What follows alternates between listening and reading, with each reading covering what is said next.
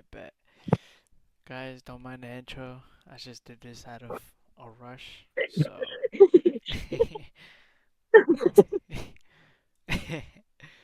Cheers. Oh, wait, I forgot. Cheers. Alright. We back. We back, bro. Wait, can you hear the intro? Did you hear it on your end, bro? Oh, no, you're not even. Do you have any? Oh, I want to say, yeah, it popped up. No. Like, I don't know if it had the sound, but I'm not gonna retry it. We gonna Yeah, it had the react. sound on there. Oh, I bet. We gonna react to how an FBI agent infiltrated the KKK. Everybody get your snacks, get your meals, always get your water, cause you need it, bro. Stay hydrated. Shout out Patrick CC. If there's any snitches in the group, we kill the snitches and they fire shots out of a gun. Boom, boom, and everybody's kind of getting scared. April 21, 2017. A group of men stand in a remote field in the middle of Alabama. It was nighttime, and I am blindfolded. I've been instructed to place my right hand on the right shoulder of the person in front of me in line because that signifies brotherhood. The Brotherhood is the Ku Klux Klan, the United States' oldest, most notorious white supremacist hate group. This is one of their ceremonies. What they don't know, one of them is an FBI undercover agent, and he's no lightweight, 6'4", 260 pounds, covered in tattoos. His nickname, Hillbilly Donnie Brasco. He's gone undercover as a contract killer, a contraband smuggler, an arms dealer. He's put dozens of people behind bars, from drug dealers to... Nah. Chat, Eddie. If y'all were undercover agent, what would y'all do? And what would you guys want to be undercover for? Like, what kind of job would you like to be at undercover? I don't know if that made sense. I don't even know. What do they even do? But like, besides like secret operations. I don't know.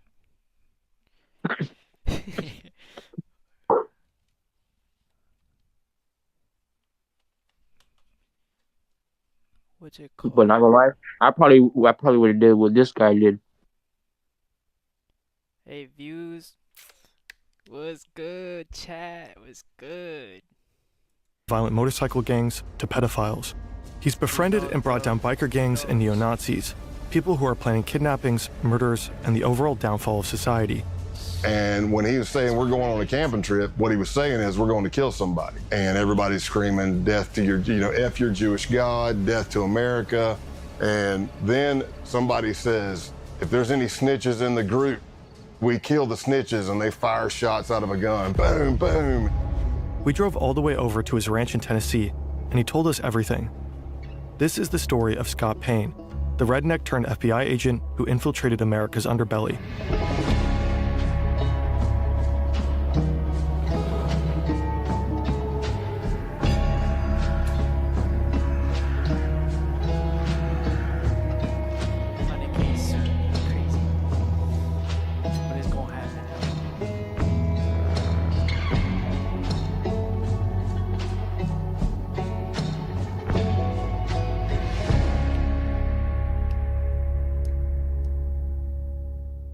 The majority of this video is based on Scott Payne's book and podcast. Find the links in the description. What I saw was a watery image. It was completely red, and there was a demon looking at me in that watery kind of ripple image with a grin and long crooked finger looking at me saying, come here, smiling. Damn.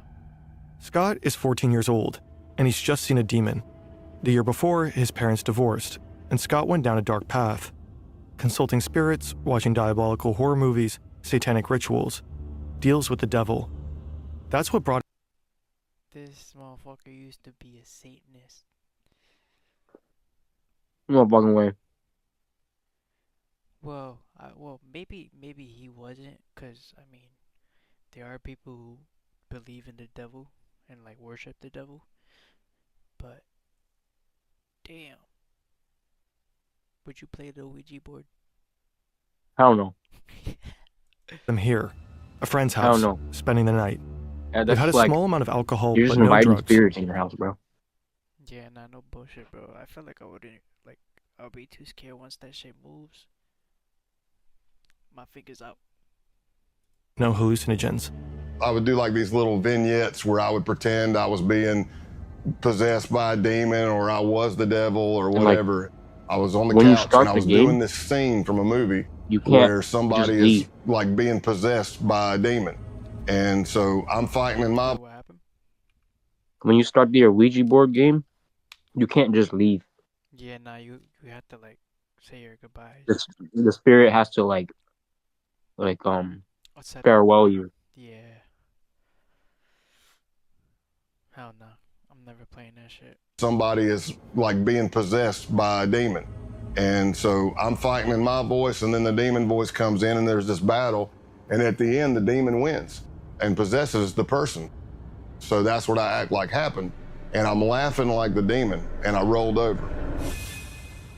It all started as a mock demonic possession, but then he actually saw a demonic figure, and this was his breaking point. So let's just say after the demon scare, I got Jesus scared back into me, and that was it. Not that the devil was done with me, but I was done with him. That's one way to put it. Halloween night 2019. This is Scott on his final major But undercover if that happened to mission. me, I would have been traumatized. I don't know how he just laughing it off like Yeah, nah, I ain't gonna lie. I feel like that would have fucked me up. But he has to be awesome. Wait, did they say he was drunk? he got possessed. Oh. Like that whole moment on the couch, he was possessed. That's how he saw that demon.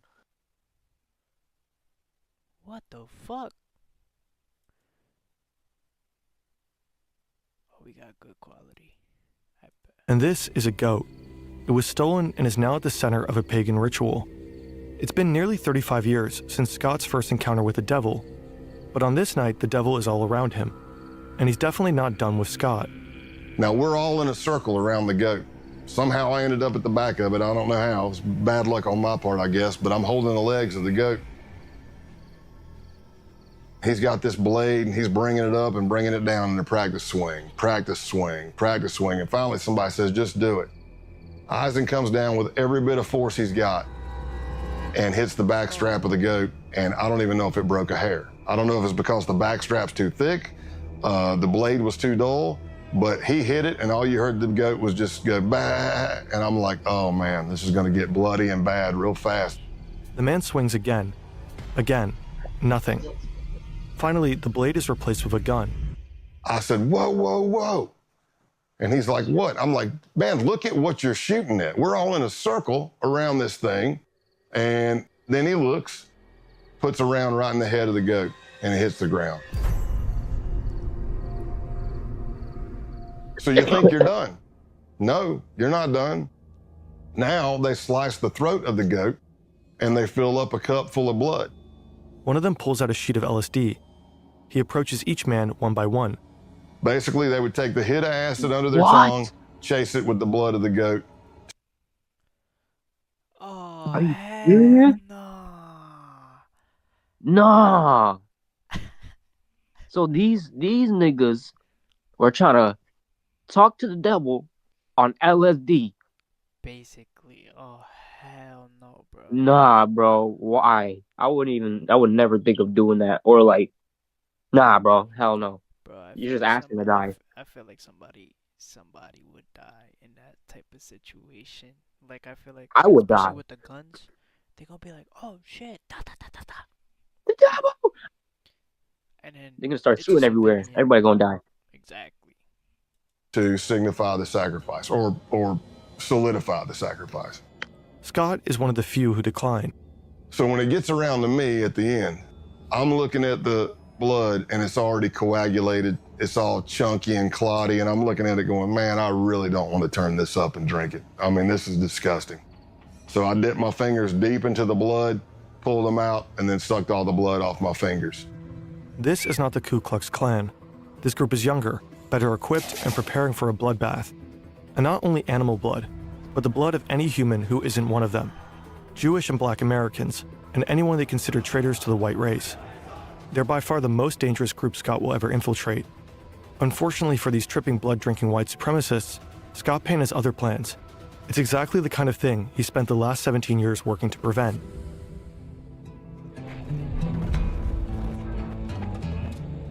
I became an FBI agent in 1998, and by 2002, I'd already done some undercovers for the FBI, but I wasn't yet certified through the FBI undercover school. So I finally got a slot.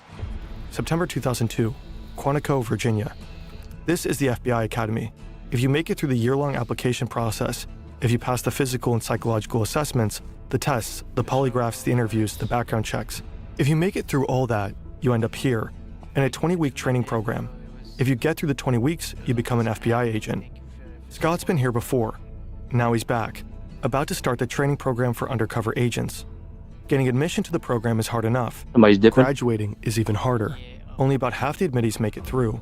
Oh, peace It's a out, bro. 2-week school with no days off. We're very big on sleep deprivation. You're going through multiple scenarios of all shapes and sizes. And there's only 20 slots for the class. Others break down. They make missteps during the high-pressure scenarios. They grow delirious and erratic from the lack of sleep. But Scott thrives. The sleep deprivation, the relentless roleplay, the grueling exercise. If anything, he feeds on it. Meanwhile, he's learning from his idols, legendary FBI agents like Joe Pistone, who spent 6 years undercover with the Bun-On-No Crime family. But they don't always notice him. So I remember Joe Pistone coming to speak, and I was like a kid in a candy store, man. I'm like, oh my gosh, this is Donnie Brasco. This dude did 6 years undercover in the mafia. And he's teaching, but he has this thing where he keeps kind of wanting to walk right up to the desk. So he kept stepping on my feet. And, I was trying to get out of his way. And then finally, as he's teaching, he just looks down at me and he says, Jesus, kid, either you got the biggest feet I've ever seen or I can't see. And he throws a couple of bucks on the desk because he's like still in mafia mode. He throws a couple, he goes, hey, go get yourself a shine on me. And I just took my feet and shoved them under the seat, man. Joe Pistone may have scuffed up Scott's shoes. What neither of them could have known at the time is that Scott would go on to fill Joe's. The FBI Academy trains agents to take down bad actors. More and more of these criminals operate online. Scammers, identity thieves, fraudsters, the list goes on. Such criminals rely on your personal data, your name, your phone number, your email address, sometimes even health-related information. Most people aren't aware that their data has already been exposed and is actively being sold by data brokers online. Incogni helps solve this problem.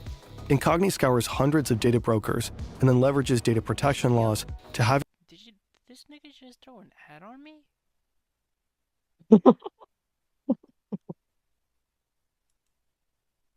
Yeah, he did. So once I was Such a dickhead, bro. certified as an undercover in the FBI, if you're looking on paper, I really didn't jump out. Scott doesn't have a fancy degree. He doesn't speak any foreign languages. His nickname is Big Country, for obvious reasons. So he begins to work as an instructor at the school he just graduated from. Unorthodox, but it got him noticed by the right people. I'm role-playing in these scenarios, and people that are there who are senior undercovers are watching because they're trying to recruit for other cases, and that's how my name started getting out there. So after months, there's finally a possible assignment, one that Scott is perfect for. Sure, he's a redneck with almost no foreign language skills, not suitable for many undercovers, but he has something most other agents don't. He doesn't need to pretend to be a hard-living misfit. He is one. He knows he'll feel at home where he's about to go, but he has no idea how close he'll grow to the criminals he's been assigned to infiltrate and how hard it will be to turn on them. People always have their own opinion of what undercover work is. Some people say it's acting, some people say it's lying. Essentially, this is the definition of undercover work. You are building relationships that you're going to betray.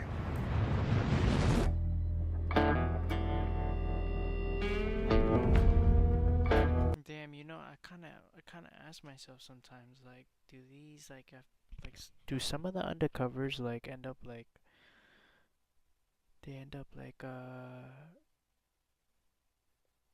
liking the activities, like the crime, and they They end up. could, but that would I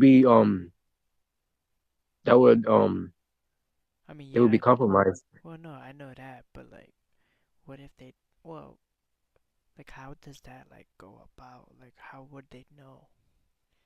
Cause like, right, let's say they they get like they have to go undercover.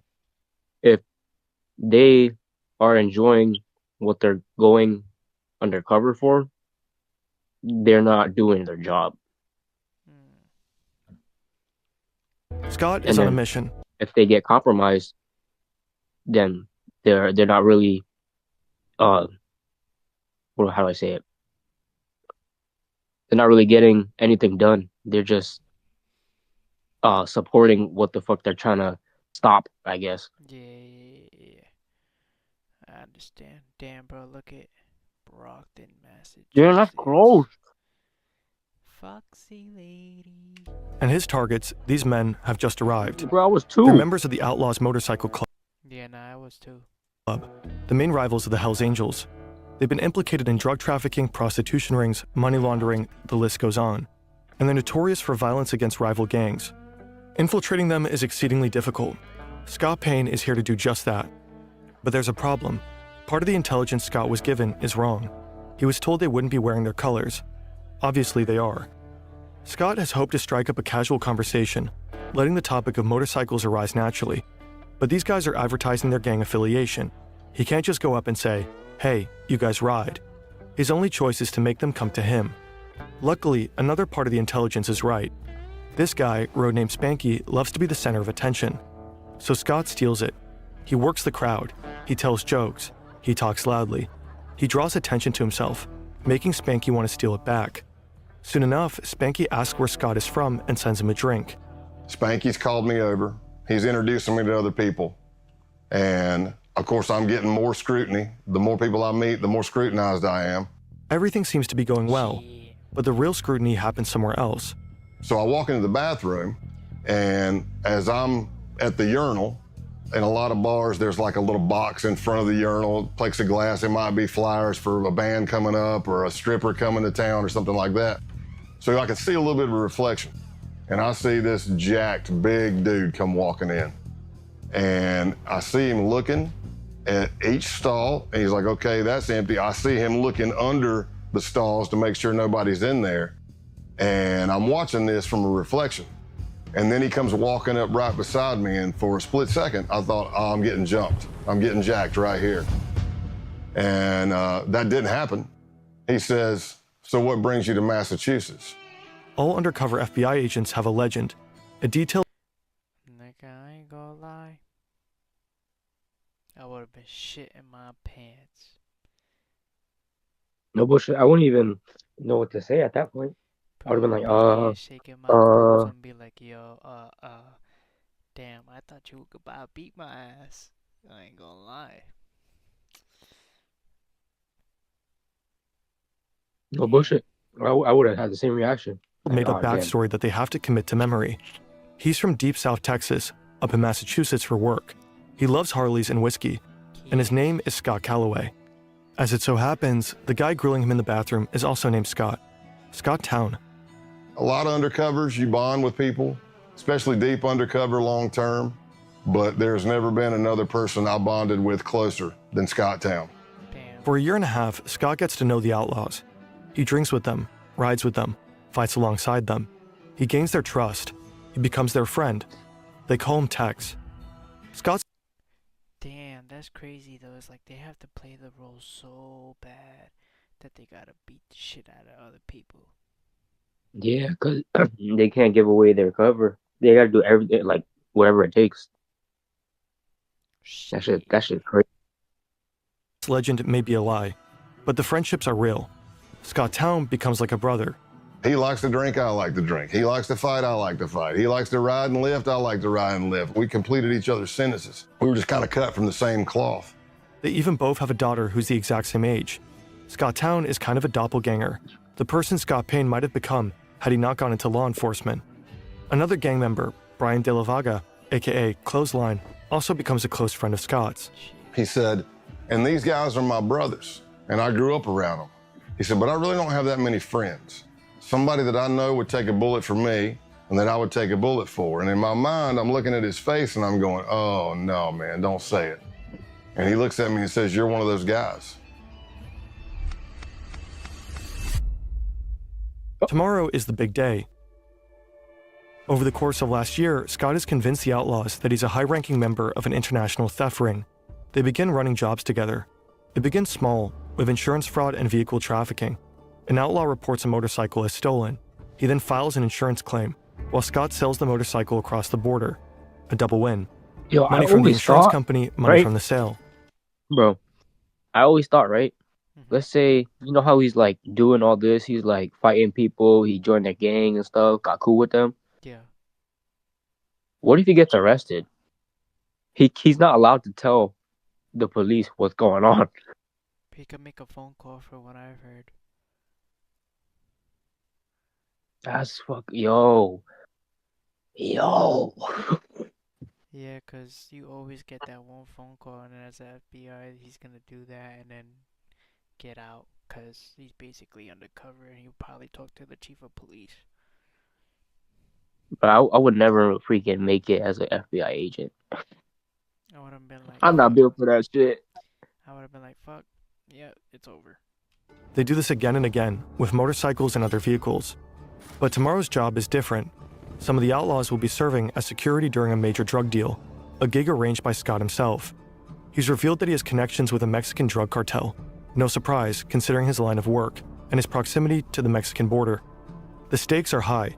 If they get caught, they'll be looking at serious jail time. And if something goes wrong during the deal, the bullets will start flying. So when Scott is told to meet the outlaws at their clubhouse, he's not surprised. They probably want to go over the plan one last time. Scott arrives. The place is familiar. He's been here countless times. He knows what's behind every door in the building, except one.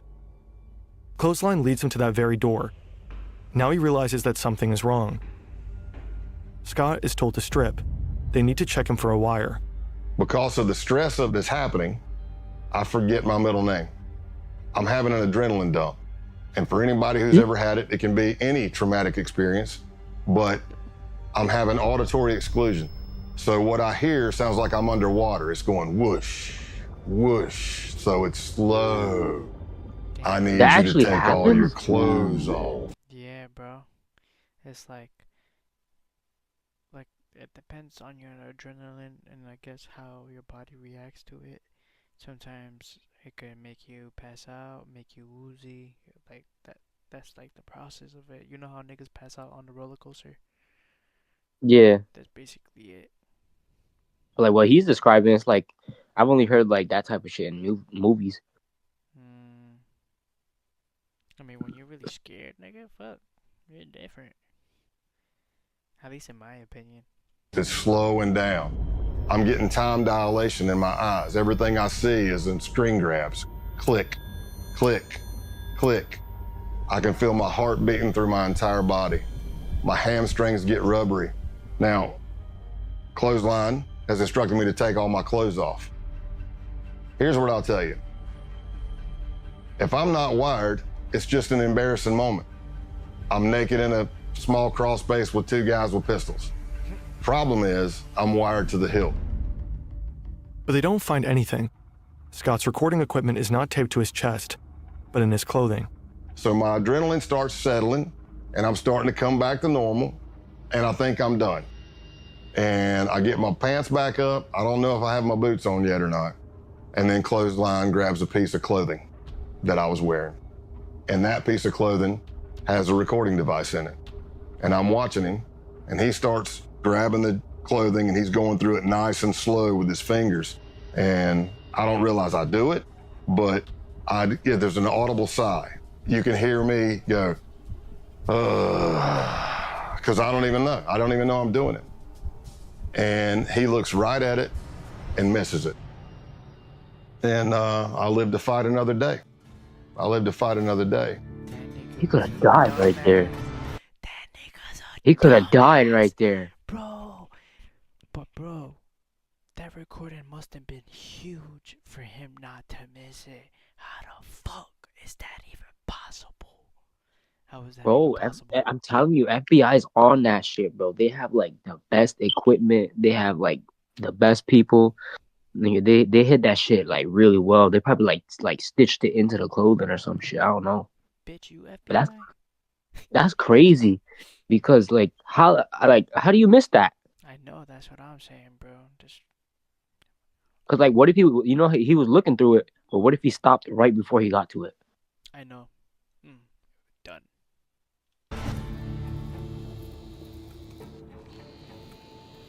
Two moving trucks enter. Oh, damn. I could just imagine if he, like, got caught. Bang!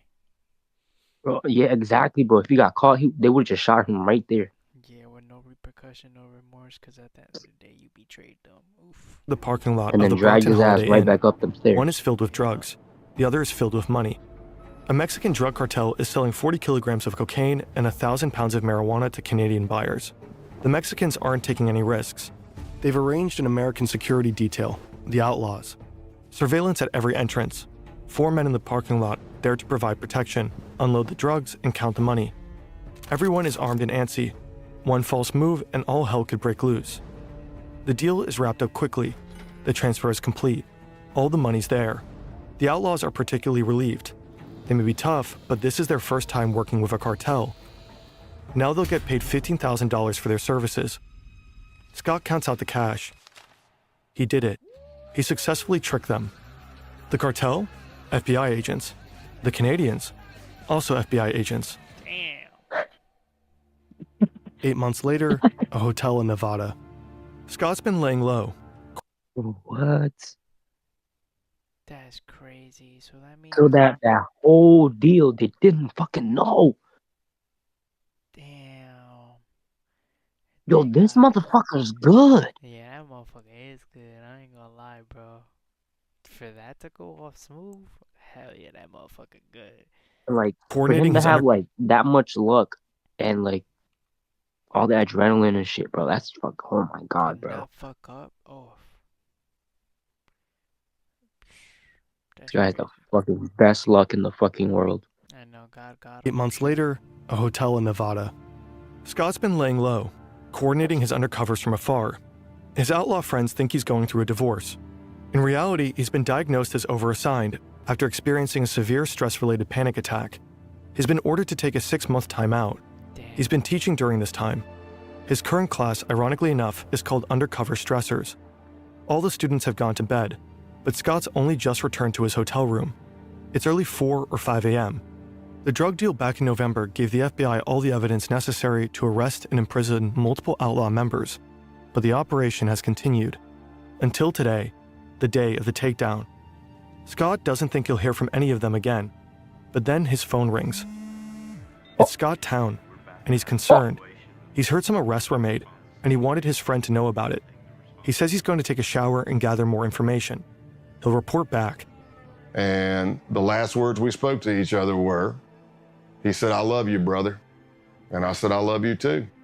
And that was the last words I spoke to him. And probably about 45 minutes after that, a SWAT team hit his house and he went to jail. Damn. In the end, 15 outlaws were arrested. I wonder if that nigga knows that he did it. Or what if he still doesn't know? I mean, I think they were all got placed in the same spot, no? All the outlaws? Yeah. No, I'm talking about that dude that called him. What if that dude still doesn't know that he was undercover? No, that's what I'm saying. Like, I feel like he would have known, because let's say if they were put in the same cell, which I doubt it, but if he never knew what really happened, then he's fucked. And he can't do nothing now because he's in jail. And that nigga old. As a result of Operation Roadkill. One of them was sentenced to 21 years in prison. Clothesline got 12 and a half years. Scott Town, 7. The outlaws never saw their friend Scott Calloway again. That's crazy. The Ku Klux Klan emerged in the wake of the American Civil War. From the very beginning, they were racist to the core, raining terror and death on black Americans. In the late 19th century, they flogged, tortured, and lynched politically active black men. raped their wives, shot their children, and burned their schools. Historians consider them to be America's first terrorist movement. I'm glad I Today, wasn't the alive during that KKK time. remains active, but only as a shadow of its former self. Fewer members, less We would have influence. been dead. However, And it's the fact that these niggas really think they're doing something good. Yeah, but they think they're only doing it for like their race, but really they're not even like No, doing anything. that's what's fucked up because they end up like raping their they end up killing their kids, raping their wives. It's crazy. burning Oh, crosses the grape word. Sorry, I said grape, guys. Grape. And is it's still not even like certain people. It's just like all black people. Yeah. That's crazy. one of their favorite things to do, and they've stayed true to their roots. Naturally, as a terrorist organization, they have to act in secrecy. You might assume that infiltrating them as an FBI agent is not the easiest feat. So you may ask yourself, how do you contact the United Klans of America? Well, it turns out the group I was looking at had a hotline. Scott starts talking to a guy named John Jack, Bruh. a Klansman whose passion for Jack Daniels earned him this nickname. Damn. Scott tells him he's got the number from a group of bikers he met at a gas station. It's a plausible story. Scott looks the part, and his time with the outlaws taught him how to play it. Biker gangs and white supremacists often run in the same circles. Jack starts talking about this rally that's coming up. Vendors, burning crosses, country music, the usual. But there's a problem. He said, I'm not gonna lie to you, Scott. I had a band lined up, but the singer just got locked up and I really don't know what the hell I'm gonna do about music. And I thought, this could be my end. And I said, did I happen to mention that I'm a musician and a singer? I said, well, I'll tell you what I'll do. I'll bring my acoustic and my PA system. When I get there, you can come meet me by the car. I'll strum a couple of tunes for Damn. This nigga could do anything. I do not doubt it. I don't doubt it at all because he went to the school, nigga graduated, he passed all them tests, and like he still like had moments where he was shitting bricks, but he's alive still. Yo, I know that's crazy. you if you think I suck. And he's like, oh, hell, this is gonna be great. It's gonna be great. Scott doesn't know that he just signed up for something far more sinister. April 21st, 2017. It's the day of the Ku Klux Klan rally. I got lost multiple times until I finally drove up on this empty, I don't know, lot fenced in the middle of nowhere, but it wasn't hard to spot because the Nighthawks, which would be the Klan members You think he said it? Huh? You think he said it? in all black,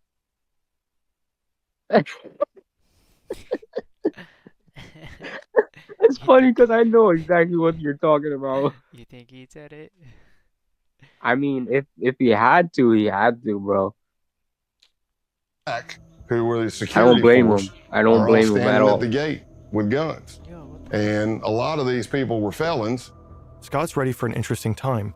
He's been to plenty of biker gatherings, and perhaps this will be similar. During his mission, Scott will be taught the KKK's constitution and bylaws, studying the Black Klansman Handbook, which he'll learn to refer to as the Kloran. He'll become familiar with the original mystic insignia of the Klansmen. He'll learn this all in class with a K, so that he can pass the K-Uno test, a prerequisite to getting fitted for a robe. Me and my charge. K-Uno stands for character, honor, duty. It's getting dark, and he's been invited to participate in a naturalization ceremony. He has no idea what this means, but all the newbies are doing it. He'd stick out if he didn't. And that's how he finds himself in the middle of a field, blindfolded, holding the shoulder of the man in front of him, a gesture meant to signify brotherhood. They are told to raise their right hands and repeat an oath. I do swear from this moment forward And then they tell us to get down on our knees. to fostering the welfare of the white race So I'm on my knees, blindfolded. and further the work of America's greatest movement. They take my blindfold off, and there's a Ku Klux Klan member in a green robe. And he has this sword, and he kind of knights me. The United Klans of America. And then we all hug, and there's like a little bit of a celebration. And I'm not sure what happened. And then it hits me as I'm walking to my truck. I'm like, I think I just joined the damn Klan. Yep, that's what that was. So I got naturalized in the Ku Klux Klan that night. That nigga was like, yo, what the fuck? He's like, did I just fuck? He's like, damn, I fucked up. Scott's time at the KKK will end up being relatively short-lived. The case isn't really going anywhere. And there's another group coming into focus, a far more dangerous one. In the FBI, we started encountering more violent type extremism, not the KKK types. We're talking advanced neo-Nazism. And it led me to an accelerationist group called the Base. The base mission will provide to be far more extreme than anything Scott has ever seen. The network of violent white supremacists. An extremist group known as The Base. Violent neo-Nazi terrorist. Paramilitary group called The Base. Hell no. On August 11th, 2017, crowds of people marched through the campus of the University of Virginia in So you're telling Charlottesville, me, chanting racist and you're telling me anti-Semitic this dude got initiated into the freaking biker gang, the Klansmen, and the fucking neo-Nazi group. Neo-Nazis. Bro, what? My boy set tripping. slogans. They were protesting the removal of a statue of Robert E. Lee, Nah, he definitely the said famous Confederate That general. without a doubt, bro. it. The next definitely said day, it. they were met by counter-protesters, and things quickly turned violent. Then they turned deadly. A white supremacist drove his car into a crowd of counter-protesters, injuring 35 people and killing Heather Heyer. For some, the Unite the Right rally was a wake-up call, surprising proof that white supremacy persists in America. To others, it was a grim reminder, and frightening evidence that white supremacists were feeling emboldened enough to come out of the shadows. The first accelerationist group emerged in 2015. They called themselves Atomwaffen Division. They'd been inspired by the writings of the neo-Nazi James Mason, whose book Siege had become a sort of Bible for accelerationists. The book denies the Holocaust and attacks homosexuals and Jewish people. It also calls for organized violence, specifically for the formation of terror cells prepared to wage war against the system. Initially regarded as fringe or even cringe, accelerationism steadily gained traction. By 2021, roughly 90% of white nationalist groups identified as accelerationist. That same year, the US Director of National Intelligence identified racially motivated violent extremists as the most lethal domestic terrorism threat. More than other white supremacist ideologies, accelerationism insists on the importance of direct violent action, the kind of action taken by the people they call saints. Like St. Tarrant, for Brendan Tarrant, the Australian white supremacist who attacked 2 mosques in Christchurch, New Zealand. He killed 51 people. Or St. Roof, for Dylan Roof, who killed 9 people, all black, during a church service in Charleston, South Carolina. This is the kind of action I feel like accelerationists that believe in. dude was like Action- the second dude. I feel like we've seen him, and it's like not that long ago. Yeah. 'Cause that dude looks familiar. He probably a hillbilly. in Charleston, South Carolina. This is the kind of action accelerationists believe in. Wait, hold on. In Charleston, South Carolina. This is the kind of action This nigga look like a monkey. accelerationists believe in. Action that will further destabilize society, that might finally lead to societal chaos. They are explicit about this. Roof, for example, said he'd hoped to ignite a race war. Failing that, though, the purpose is to inspire more violence, which is exactly what such attacks have done. Scott Payne just signed up on Facebook. He's about to publish another racist post. His goal is to get banned. But nothing happens. They pretty much have made it a crime to be white and proud. First, it became popular to be a oof. Now it's Now popular to be popular a or half a I am a damn dinosaur. A fellow agent points out that he doesn't have any friends. He adds a few people, and that does it. He's promptly kicked off. Okay, well done. Next up is Gab, a social networking site well known for its tolerant stance towards far-right users. He participates in forums with names like Whites Only. This will further elevate his credentials. On July 15, 2019, he writes an email. I've been seeing your stuff, and I'm definitely interested. Survival and self-defense. I like it. The next day, a ping. Thanks for contacting the base. You can learn more about us on our official Gab account at the base. If you're interested in joining, please provide the following info to begin the vetting process. It's new because our account was recently banned for the 4th time.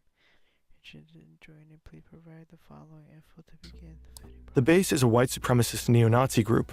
They were just founded a year ago, and they are accelerationists through and through. Their plan entails assassinations, sabotage, and acts of terrorism. Their targets are black people, Jewish people, and anyone they consider traitors to the white race. They want to do guerrilla warfare tactics, so it's murdering people and disappearing. It's poisoning a water system, taking down a power grid, derailing the train, anything that causes chaos. The idea is that after the collapse, the group's cells scattered across the world will form white ethno-states led by white supremacists. This event, total societal collapse, has a special name, the Boogaloo. Now, Scott is trying to join them. They ask for his name, White Warrior 88, and his age, 44.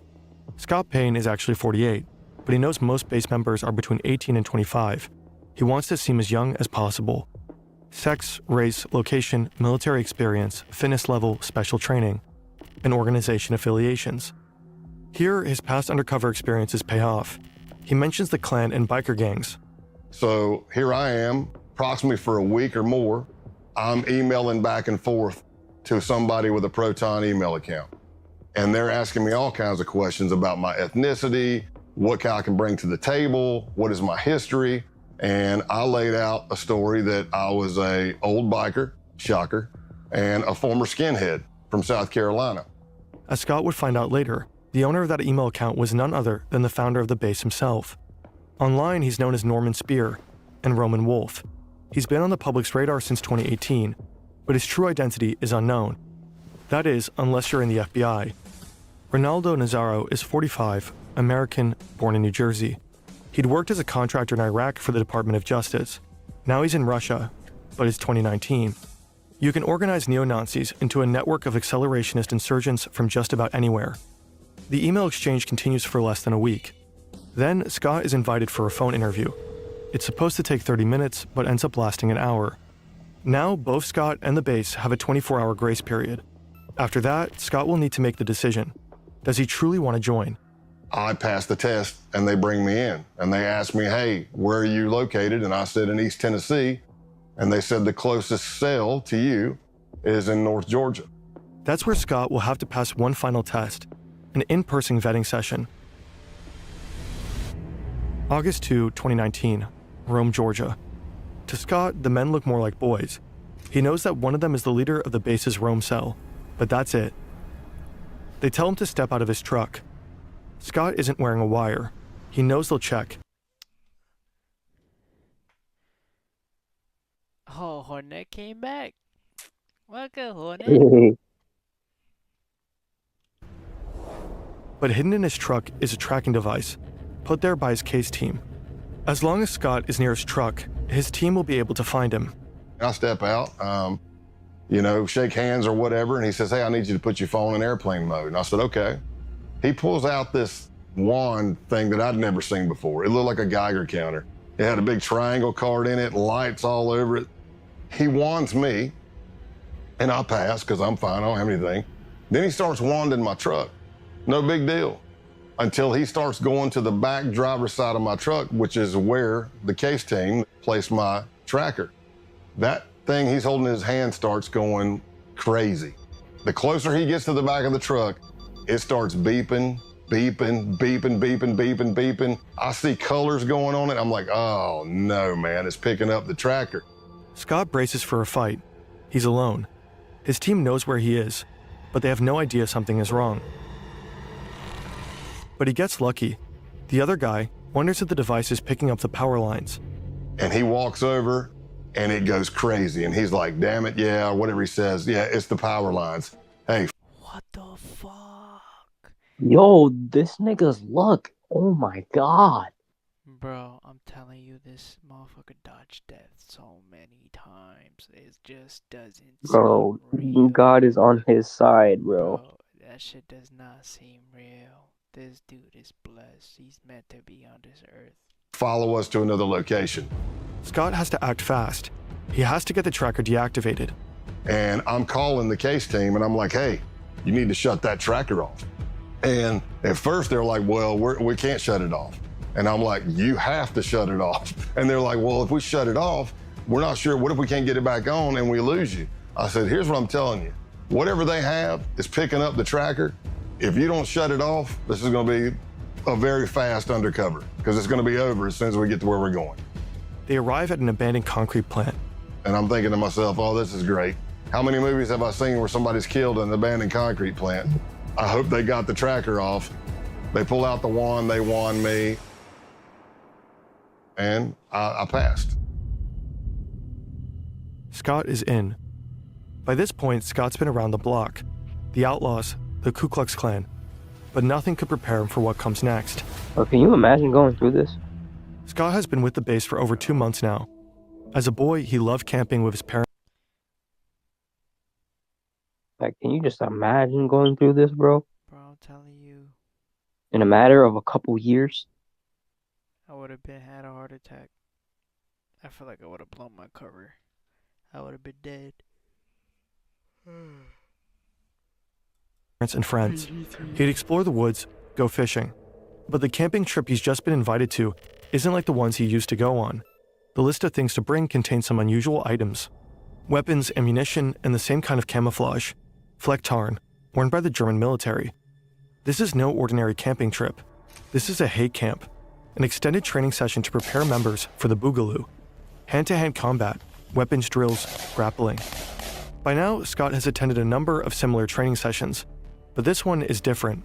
It's longer, 3 to 4 days, and it's bigger, with base members coming in from around the country: Texas, Alabama, Michigan, Delaware. He's familiar with many of the men he'll be camping with. At least he knows most of their online pseudonyms. Can't Go Back, Ison, Punish Snake, Dima, Big Siege, Zoomnat. All from out of state. And of course he knows his fellow Georgia cell members, Helter Skelter and Pestilence, who vetted Scott back in August with the cell leader himself. TMB, the militant Buddhist. Everyone knows Scott by his code name, Pale Horse. When you're an undercover agent, some cliches are true. Scott has learned to expect the unexpected, yet he fails to expect what would happen at the Halloween hate camp. I wake up to pounding on my window. Pale horse, you gotta wake up, you gotta wake up. I'm like, what's up, man, what's going on? They're like, hey, you gotta get out here and see this. I've been doing undercover since 1996 at this point. And I have never been with a group of people where I had to burn Bibles, burn American flags. I damn sure wasn't part of a group that went out and stole a goat and we sacrificed it at a pagan ritual and drank its blood. And I did all that in 3 days with these guys. After they decapitated the goat, the group comes together for a barbecue. They roast the goat over an open fire and have it for dinner. All of this, of course, while tripping balls. It's impossible to know what blossomed in their brains that night, what hallucinatory horrors they saw. If their drug-fueled fantasies were anything like their sober ones, then they dreamed of death and destruction, of killing Black Americans, Jews, anti-fascists, and communists, of the Boogaloo. Scott has become upsettingly familiar with these fantasies and with the beliefs that produce them. Behind each pseudonym is a young man, and within each young man is a darkness. The militant Buddhist's real name is Luke Lane. If the Boogaloo requires it, he says he could kill his dad. What the fuck? Pestilence is Jacob Cotterly. He believes Hitler is still alive. Michael Helterbrand, aka Helter Skelter, says he'd have no problem killing a commie kid. Punish Snake, a former Canadian soldier who'd been doxxed by an undercover journalist, gets emotional talking about it, but he knows he'll have to kill his ex-fiancée when the Boogaloo kicks off. She's half black.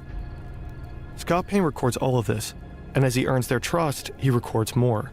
And we did more and more trainings through that Saturday, but by that Saturday night, we went back down to the holy site and had a bonfire.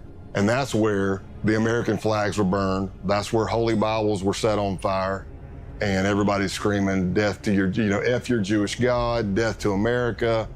And when that training camp ended, that's when I advanced even more in them trusting me. And that's when TMB and Pestilence started bringing me in on murder plots that they had. That's crazy. It's more than 2 months later, and Scott is back at TMB's farm, the 100-acre property where the Halloween hate camp took place. For the last few weeks, TMB has been talking about another camping trip, but he's been cagey. He doesn't want to share information via chat. Scott has convinced him to meet. He wants details. It turns out the camping trip isn't a camping trip. It's a hit job. TMB creates a separate chat room called the camping trip. And when he was saying we're going on a camping trip, what he was saying is we're going to kill somebody. Their target is an active Antifa couple in the Georgia area. It was going to be me, TMB, Pestilence, and Helter Skelter. And we were all going to make entry into the house. TMB wanted me to go with him to kill everybody, while Helter Skelter would be covering out the window to make sure no cops were coming and stuff like that, or help. And then Pestilence was going to set the house on fire. But in the planning of everything, at one point, Helter Skelter says, hey, if you don't mind, I'd like to pop my cherry on this one. That confused me because it means something completely different to me. And I'm like, what do you mean? And he said, I would like to actually put a bullet in somebody's head as well. That's crazy. After casing the house, Papa nigga Jerry, bro. I wanna pop. It's not kind of gay, they begin the man, next phase of the murder plot. Planning. I'm fucked. It was pretty extensive. Like, you go to a camping site, we leave everything digital, everything phones, everything there. We go scrub ourselves at a pay-by-the-hour motel. We tape our pants to our shoes, our gloves to our shirts, Vaseline on eyebrows and facial hair. See, this is all to avoid leaving DNA for law enforcement. At one point, TMB had done research, and he said that he read that the first time somebody kills somebody, they lose control of their bowels. So he was suggesting that we all wear adult diapers. I didn't tell him that I'd killed somebody before, but I told him I think I'm okay. I don't need any diapers. I was just as shocked when I got brought in on this murder plot as most people were. But while this is going on, the Baltimore cell, which is can't go back and eyes them. Bro, imagine and being able punish. to say that like so casually. Like, yeah, I killed someone before. Yeah. Bro, if someone ever told me that, I'm walking away. Yeah, I'm gonna just go the other way, cause I'm like, nah, I ain't fucking with you, cause you gonna kill me next. Right? I'm not gonna be the next one. No bullshit. Snake are planning to go to this Second Amendment gun rights rally in Virginia that they thought was going to be the kickoff of the Boogaloo and the D-Day, the race war. Their idea was they knew you're going to have a bunch of Second Amendment people there, militias, 3%ers. You're going to have cops, you're going to have protesters. What if you pop a couple of rounds into that crowd, nobody know who's shooting at who, and everybody starts shooting each other? That could be the set-off. Scott and his team know they have to stop him, and there's no time to lose. The pro-firearms rally is on January 20th, 2020, just a few months away. They jump into action. The next weeks are a flurry of activity, meeting, coordinating, and planning. Finally, the day of the bust arrives. It's a Wednesday, and I'm in Rome, Georgia. I pick up Luke, who's TMB, to go to lunch. And we pull out, and as I'm driving down the road, I knew what my ruse was going to be. I was going to say something was wrong with the truck, but sure as you know what, the truck made some loud sound I've never heard. I didn't hit anything. Something just went, and I was like, did you hear that? He's like, yeah, and I go, man, if my brake calipers are frozen again, I'm going to be, because that did happen. So I took a left out of his neighborhood, pre-planned by the SWAT team, and I pull up tight to a fence. And as I go, hey, I'm going to get out and check. Bro, what are the fucking odds that his car made fucking noise just to pull over? What are the chances, bro? And it was all set up by a SWAT team. That's what I'm saying. That's crazy. No, Truck. they So I'm had walking this, around the back of the truck. Another vehicle pulls up. He doesn't know who they are. I know who they are. They're part of the case team.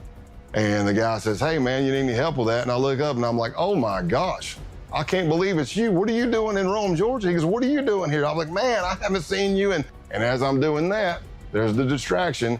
Here comes a Bearcat with a SWAT team over the hill, barreling down the hill. But Luke's looking at me, not at the car coming. And when that thing's coming, I jump in the back of the agent's truck and I'm like, go, go, go. And you could hear the SWAT team giving commands. And luckily, the arrest went down without an incident. The next morning, SWAT teams arrested Eisen, Can't Go Back, and Punish Ruler. Snake. Essentially, we kind of tore down the base. Luke Lane, aka TMB, was sentenced to 6 years in prison. Jacob Cotterly, Pestilence, got 13. William Bilbro, Eisen, 5. Patrick Matthews, Punish Snake, and Brian Lemley, Can't Go Back, 9 years. According to a recent Guardian article, the base is enjoying a resurgence. Its founder, Ronaldo Nazaro, continues to live in St. Petersburg. Scott retired in June 2021. At his retirement ceremony, attended by friends, family, colleagues, and That's top when we FBI graduated, brass, bro. June 30th was named Scott Payne Day. He retired when we graduated. No way. He said he retired in June 2021. That's crazy. What are the odds, man? What are the odds?